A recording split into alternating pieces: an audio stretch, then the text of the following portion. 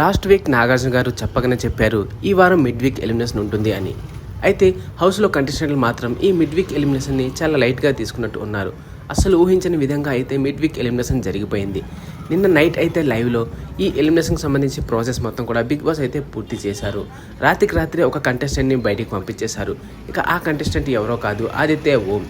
ఇక హౌస్మేట్స్ అందరినీ కూడా నిద్రలోంచి లేపి అందరినీ లివింగ్ ఏరియాలో వరుసగా నించోమని చెప్పి ఇక వాళ్ళలో నామినేషన్స్లో ఉన్న 6గురిని నించోబెట్టి వాళ్ళు టాప్ ఓటింగ్స్లో ఎవరున్నారు, లీస్ట్ ఓటింగ్స్లో ఎవరున్నారు అనేది ముందే చెప్పేసి అయితే ముగ్గురుగా విడదీసేసి ఇక వాళ్ళే ఎవరు వెళ్ళిపోవాలనుకుంటున్నారో ఓటింగ్ చేసుకోండి అని చెప్పారు. సో ఈ ప్రాసెస్లో అయితే హౌస్మేట్స్ అందరూ కలిసి ఆదిత్య ఓంని అయితే ఎలిమినేట్ చేయడానికి డిసైడ్ అయ్యారు. ఎందుకంటే లాస్ట్ టైం ఇలాగే శేఖర్ బాసా వర్సెస్ ఆదిత్య ఓం వచ్చినప్పుడు అందరూ ఆదిత్య ఓంని సేవ్ చేశారు. ఈసారి మాత్రం రెండో ఛాన్స్ ఎవరు తలుచుకోలేదు కంటెస్టెంట్లు. సో ఈ పరంగా ఆదిత్య ఓంని అయితే నిన్న నైట్ హౌస్మేట్స్ అందరూ ఎలిమినేట్ చేశారు.